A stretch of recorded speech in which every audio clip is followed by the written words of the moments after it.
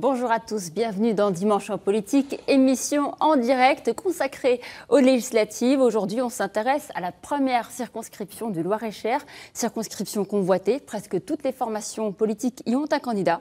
5 sont avec nous. Bonjour Kenza Belliard, vous représentez la France Insoumise. Bonjour. Michel Chassier, bonjour. Vous êtes conseiller régional et candidat du Front National. Bonjour. Bonjour Marc Fesneau, vous êtes secrétaire général du MoDem. Vous vous présentez avec l'investiture d'En Marche. Bonjour Damien Hainaut, vous êtes candidat pour Les Républicains à l'UDI. Bonjour. Bonjour. Et enfin Denis Robiliard, bonjour, vous êtes le député sortant. Bonjour. Bonjour, candidat du Parti Socialiste. Merci à tous les 5 d'être sur ce plateau. Il y a d'autres candidats sur cette circonscription. On va les citer, on n'a pas pu tous les recevoir. Donc il s'agit d'Étienne Bourgeois, Alliance écologiste, Camélia Cabèche, Parti communiste, Rémi Menot de l'UPR, Union populaire républicaine, Nicolas Orgelet, Europe Écologie Les Verts, Ramaya de la France qui ose et Marie-Claude Neveu de Lutte ouvrière. Alors on va brosser un portrait rapide de cette circonscription. Elle comprend l'emblématique ville de Blois, mais aussi 45 autres communes. Au total, 113 000 habitants, une grosse moitié à Blois et ses environs. Également des petites communes qui comptent entre 80 et 7 000 habitants. Un territoire donc à la fois urbain, rural, touristique. Bonjour Damien Hainaut. Bonjour, on commence avec vous. Vous êtes candidat pour la première fois et vous voulez défendre cette ruralité. De quelle manière ? Oui, absolument. Cette ruralité me tient particulièrement à cœur. D'abord parce que j'y vis et je la vis au quotidien. Donc c'est pour moi un combat important. Nous avons dans notre programme Les Républicains avec l'UDI d'ailleurs un axe fort puisque nous souhaitons que l'État ainsi que les collectivités territoriales pouvoir arriver, si ce n'est les contraindre, mais les motiver, ces collectivités territoriales, à pouvoir investir dès l'instant où il y a 1 euro d'investi dans une agglomération, qui est 1 euro d'investi également dans nos petites communes rurales. L'objectif, c'est bien de les faire vivre. Nous avons des tissus associatifs extrêmement denses, extrêmement vastes, extrêmement variés. Nous avons des forces vives tout à fait extraordinaires sur le terrain. Et il faut bien pouvoir... C'est ça, la France. La France, aujourd'hui, dans mon cœur, dans le cœur de millions de personnes, c'est bien nos communes rurales. Alors, dans la ruralité, dans toute son intégralité, c'est extrêmement vaste. Je vous parle du tissu associatif rural, mais on peut aussi développer sur l'agriculture. On peut développer sur tout un tas de sujets qui sont prépondérants. Sur les services publics, vous proposez un moratoire sur la fermeture des services publics. Oui, absolument. Ben, ça va justement avec cette problématique de la ruralité où on s'aperçoit que nous avons cette désertification régulière, une désertification à laquelle il faut arriver à mettre un frein. Nous avons les services publics, c'est une chose. La désertification médicale est un problème tout à fait majeur pour nous également. Donc il nous faut prendre ce problème à bras-le-corps et pouvoir arriver à apporter des solutions qui soient vraiment concrètes et arrêter le blabla. Justement, Denis Robiliard, donc vous êtes le député sortant et vous aviez exprimé votre inquiétude sur les déserts médicaux. Dans le département du Loir-et-Cher, il y a de plus en plus d'habitants, de moins en moins de médecins, avec la moitié des médecins qui a plus de 55 ans. Comment redonner de l'attractivité à ce territoire, à ce type de territoire ? D'abord, le problème des déserts médicaux, il n'est pas spécifiquement rural. Oui, il est urbain comme rural. Il manque de médecins dans certains quartiers. Et effectivement, dans les campagnes, et le problème est devant nous, puisque, comme vous venez de le rappeler, une moitié des médecins arrivent à l'âge de la retraite. Et c'est un vrai souci. Alors, comment est-ce qu'on peut faire ? D'abord, j'observe que dans mon département et dans ma circonscription, il y a des médecins qui ont trouvé des solutions. Je pense à Saint-Georges-sur-Cher, avec une maison médicale, une convention qui a été passée avec l'ARS, qui permet une large amplitude d'ouverture et qui permet de résoudre avec les forces locales les problèmes. Ensuite, ce qu'il faut faire, c'est réarticuler les exercices professionnels. Et c'est déployer les dispositifs qui permettent d'inciter les médecins à aller en zone rurale comme en zone urbaine. Quel type de dispositif et qu'est-ce qui aurait pu être fait qui n'a pas été fait ? Alors, ce qui a été fait, mais il faut l'amplifier, ce sont les maisons médicales, ce sont les contrats de praticiens territoriaux de santé. Qu'est-ce qui n'a pas été fait ? C'est tout ce qui était coercitif. Soyons clairs, si des médecins s'installent là où on n'a pas besoin d'eux, je crois qu'il ne faut pas les avantager. Il faut même les en dissuader. Ça passe par la non-prise en charge de certaines cotisations, ça peut passer par un non-conventionnement, et puis il y aura toujours la question de savoir si un prof qui fait ses études, ce n'est pas lui qui choisit où il va exercer. Pourquoi ne pas envisager ce type de solution également pour les médecins ? Michel Chassier. Je considère qu'il faut voir au niveau d'une élection législative l'ensemble. Bon, on a des solutions et on est d'accord sur certains points. D'abord, c'est des sujets que nous avons déjà abordés localement, renforcer la présence, puisqu'on parle du domaine médical, on parle des services publics. Mais ce que nous avons toujours combattu, pour notre part, c'est les lois d'aménagement du territoire depuis des années, de la loi MAPTAM à la loi NOTRe, qui, à notre sens, ne vont pas dans le sens du développement local, ne vont pas dans le sens, justement, de la ruralité. Et je ne cherche pas à opposer le rural et l'urbain.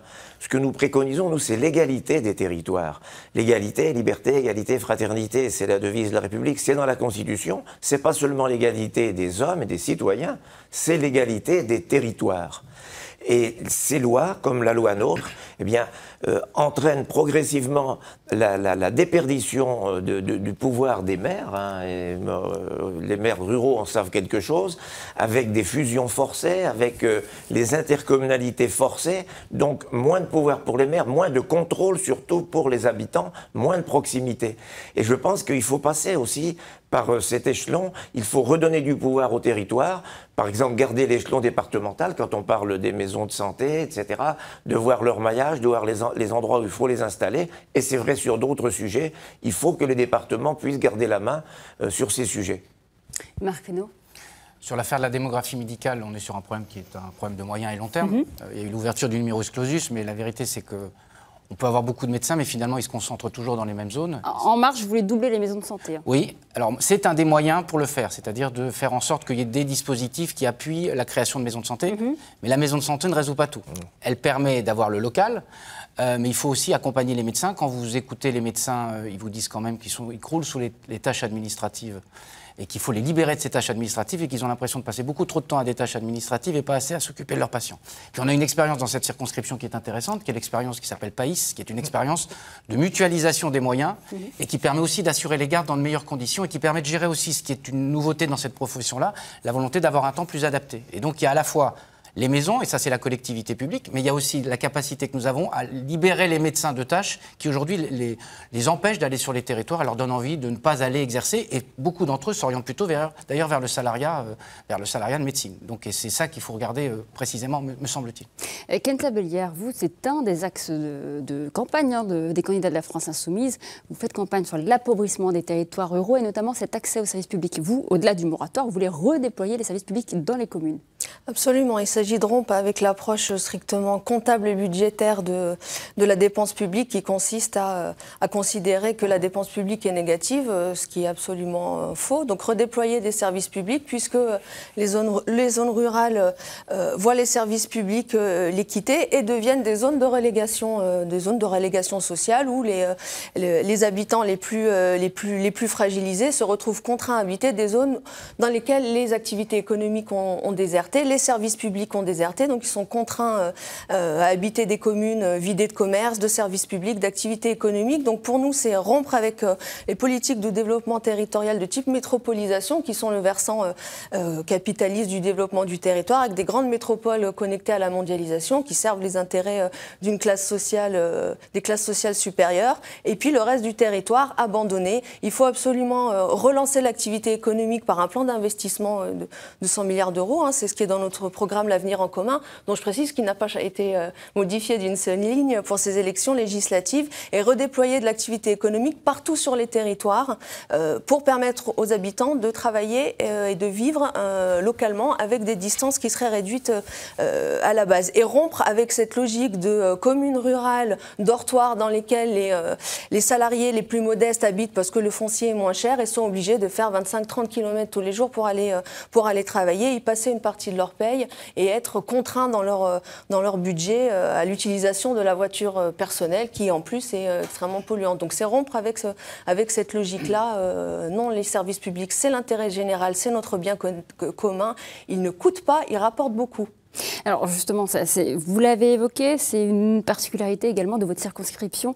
Elle est entre deux pôles attractifs. Blois est à mi-chemin entre deux métropoles, Orléans et Tours. Elles ont ce nouveau statut. Est-ce qu'au bout du compte, ce statut de métropole, ça ne fragilise pas les territoires comme le vôtre? Damien Hainaut.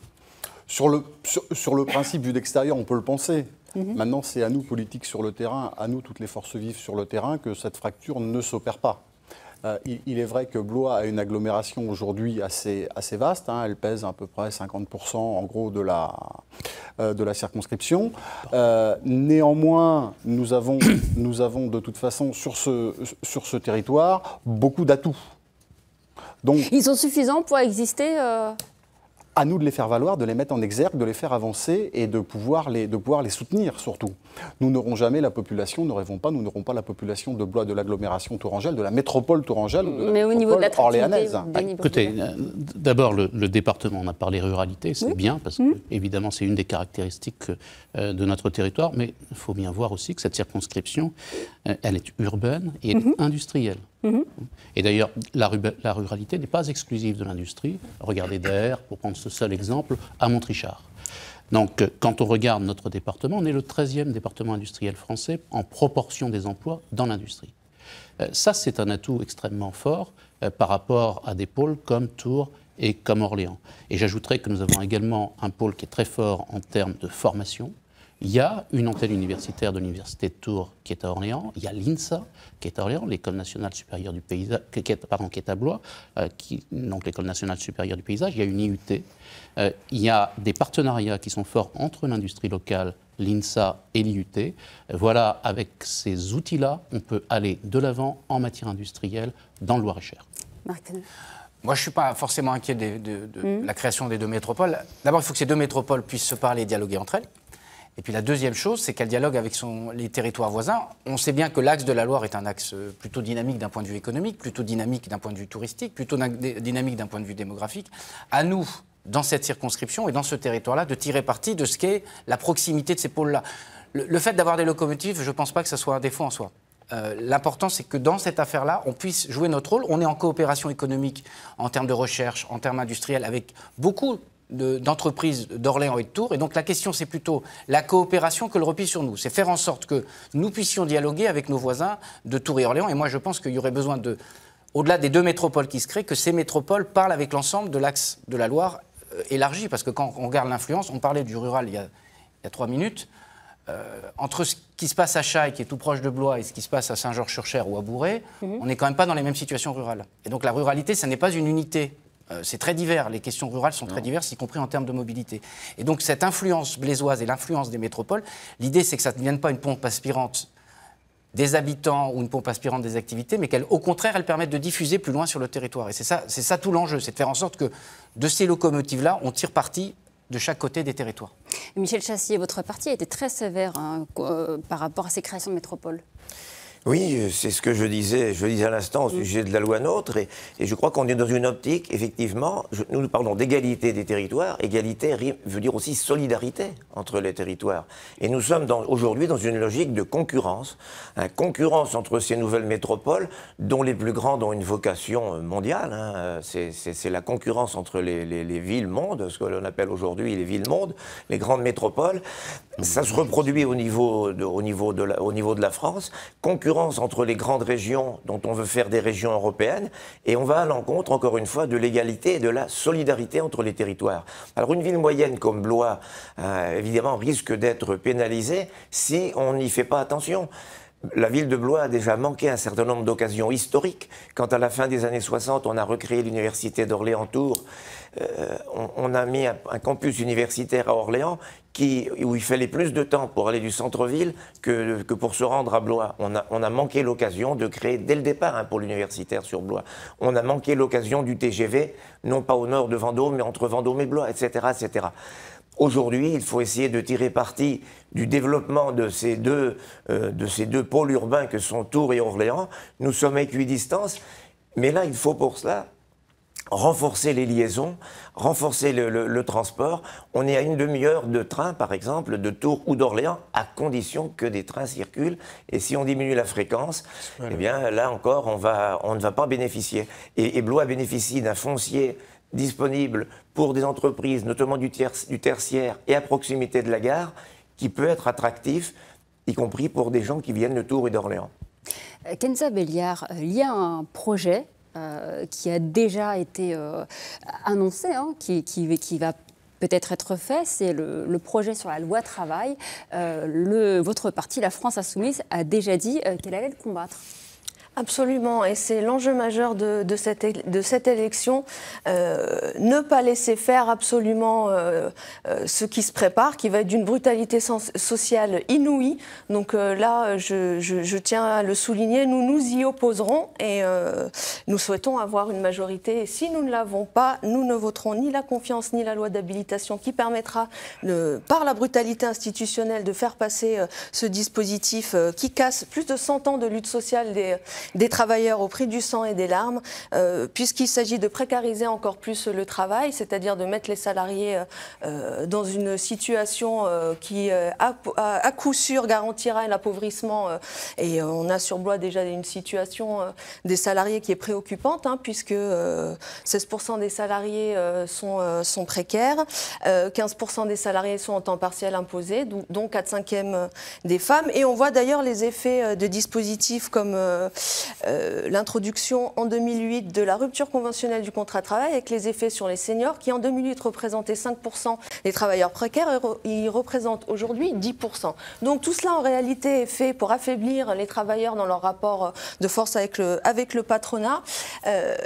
Je voudrais insister sur ce qu'implique l'inversion de la hiérarchie des normes, c'est la liquidation de l'ordre public social. Ça veut dire qu'on remplace le contrat, on remplace le droit par la loi et l'absence et la liquidation de l'ordre public social de branche, ça veut dire que c'est le dumping social généralisé au sein d'une même branche. Ça veut dire que si une entreprise arrive à faire signer à ses salariés dans un rapport de force qui fait que quand on est face à son employeur, on n'a pas les moyens de résister, donc fait accepter une baisse de salaire, une réorganisation, etc., toutes les autres entreprises de la branche seront, puisque tout le monde est en concurrence les uns avec les autres, seront portées à imposer les mêmes choses à leurs salariés. Donc en réalité, tout ça, c'est la guerre organisée des pauvres contre les pauvres. Oui, Marc Fesneau, hein, c'est une priorité pour Emmanuel Macron dès le départ et il veut aller vite.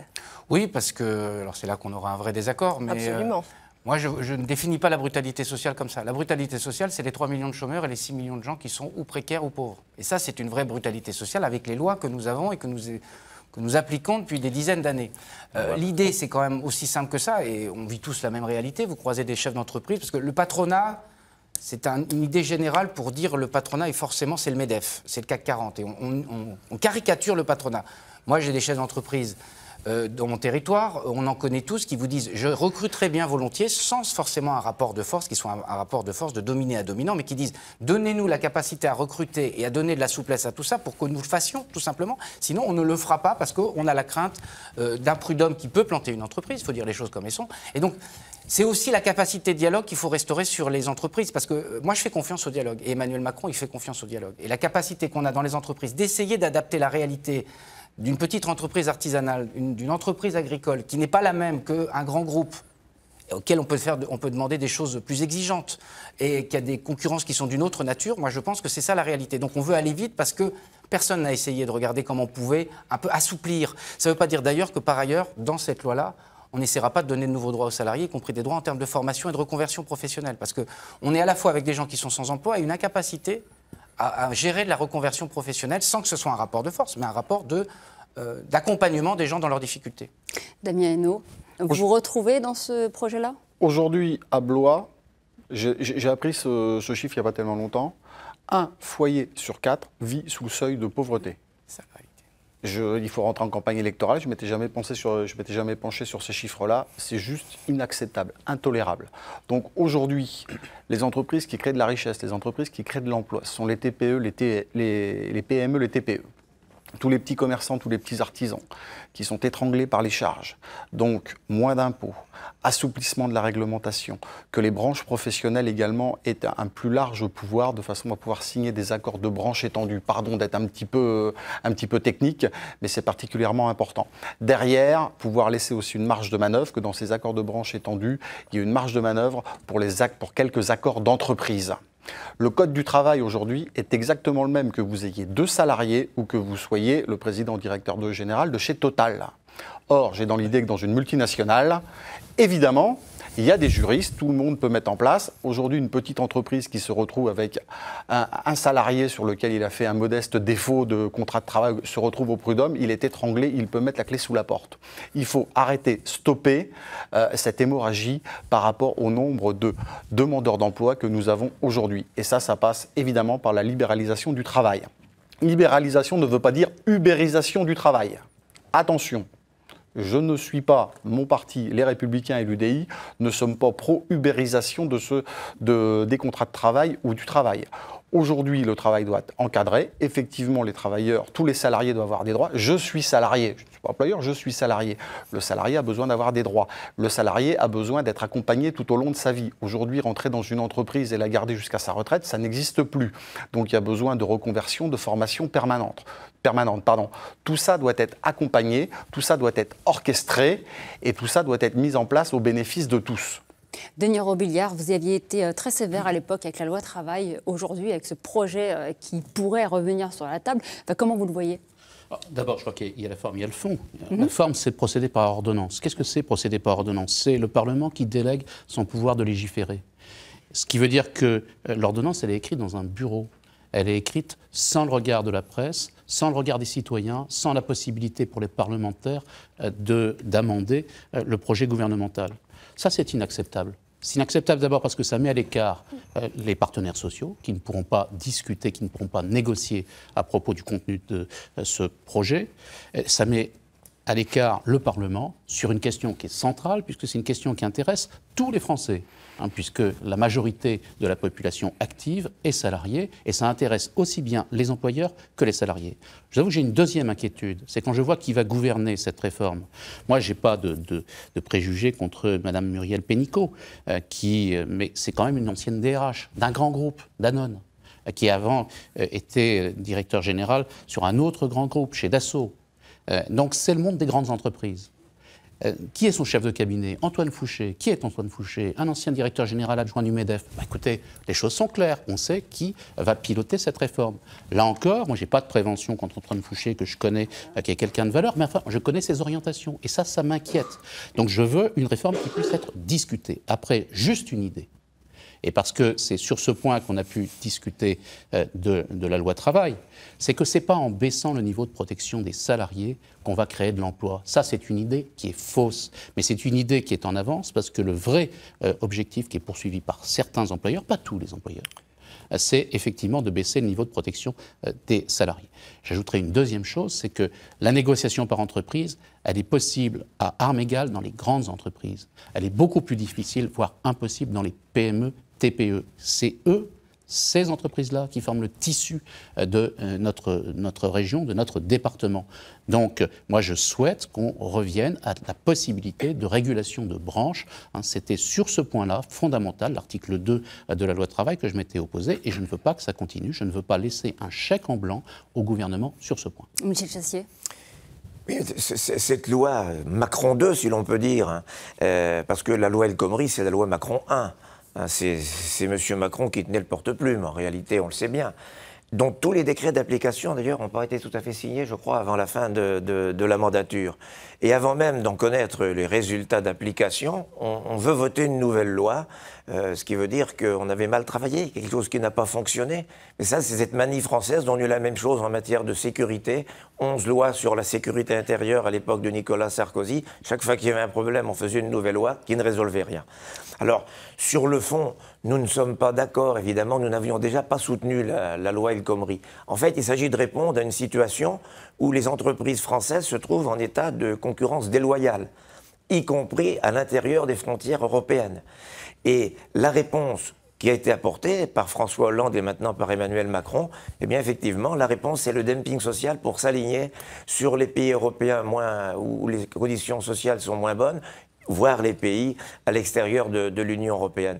Donc l'Union européenne ne protège pas, nous sommes obligés d'aligner notre droit social à la baisse pour satisfaire cette exigence de concurrence.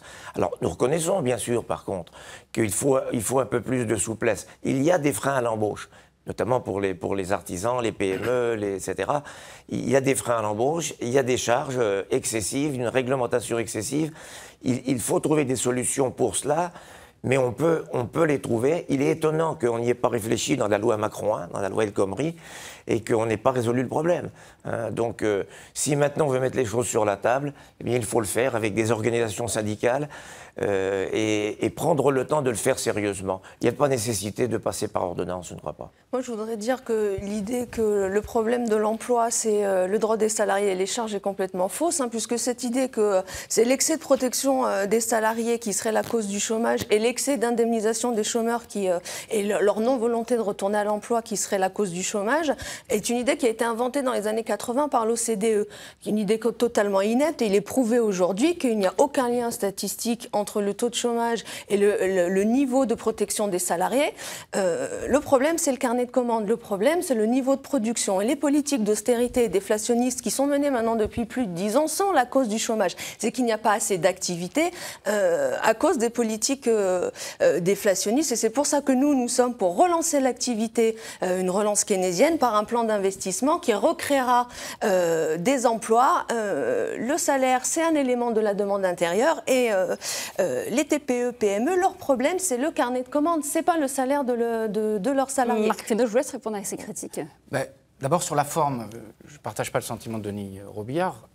Les lois d'habilitation par ordonnance, elles donnent quand même la capacité aux parlementaires, avant qu'on légifère par ordonnance, de savoir sur quel sujet on est saisi et de quelle façon on travaille. La deuxième chose, moi j'entends bien qu'on dise la ministre qui va être en charge de ce travail-là, elle vient d'un grand groupe, elle a été DRH. C'est pas mal aussi qu'on ait des gens qui aient des expériences, parce qu'on est quand même face à 20 ans d'échecs sur les sujets. Alors j'entends toutes les positions du statu quo, parce que, en tout cas, nous, on pense qu'il faut que les choses changent. Et je crois que les citoyens, ils ont le sentiment qu'il faut qu'un certain nombre de choses changent. C'est pas forcément moins de droits pour les salariés. C'est en tout cas que pour l'employeur et dans l'intérêt des salariés, on puisse mettre de la souplesse dans ce que la vie économique. La vie économique, c'est pas un plan à 20 ans. Vous êtes artisan, vous avez un carnet de commandes, il est rempli à 6 mois, puis il est moins rempli, puis vous avez une surcharge et vous avez besoin de monde. Ça, c'est la réalité. Donc nous, on essaye de tenir compte simplement d'une réalité. Alors, l'idée qu'il ne faudrait rien changer, ça s'entendrait si tout allait bien. Mais enfin, quand vous avez 3 millions de chômeurs, et comme ça a été dit tout à l'heure, des pauvres, plus de 6 millions de gens qui sont en situation de précarité, dire simplement il ne faut rien changer parce que tout va bien, moi, ça me gêne un peu. Et donc, je pense qu'il y a besoin quand même de faire évoluer un certain nombre de dispositifs sans réduire les droits sociaux, ce n'est pas la question. On arrive bientôt à la fin de cette émission. Je vais vous redonner la parole, Damien Hainaut. Votre parti, l'ambition des Républicains, c'est d'instaurer une cohabitation. C'est votre volonté. Quel rôle vous voulez jouer en tant que député ? Pas très gaulien, ça. Alors, dans un premier temps, effectivement, c'est pas d'instaurer une cohabitation, c'est d'avoir une majorité avec François Baroin. C'est ce pourquoi nous sommes tous engagés sur le terrain aujourd'hui, les candidats LR et UDI. Dans l'hypothèse où nous n'atteignons pas cette ambition, l'objectif étant de pouvoir être dans une opposition qui soit constructive. Aujourd'hui, on l'a dit, on l'a répété, il y a des propositions du président aujourd'hui qui ne sont pas néfastes pour la France. Il faut arrêter, parce qu'on appartient à un camp politique, parce qu'on est étiqueté les Républicains, UDI, ou parce qu'on est étiqueté PS, ou qu'on est étiqueté Front National, et demain En Marche, ce nouveau parti Modem En Marche. C'est pas parce qu'il n'a pas une loi qui semble intéressante, qui semble pertinente pour les Français, qui semble pertinente pour les entreprises, que ça nous interdit de la voter. Vous allez faire au cas par cas. Donc moi, à titre personnel, dans l'hypothèse où je sois élu, effectivement, dès l'instant où une loi ira dans le bon sens, c'est pas parce que j'appartiens à un parti politique que je ne voterai pas cette loi. Que les choses soient éminemment claires. Je vous donne un exemple. La loi sur le CICE qui va faire bondir peut-être Madame Béliard. Si j'avais été parlementaire, le crédit impôt comptabilité. Eh bien, merci à vous. On arrive au bout de cette émission. Merci pour votre fidélité. Dans un instant, vous retrouvez Francis Letellier qui reçoit Benjamin Griveaux. Très bon dimanche à tous.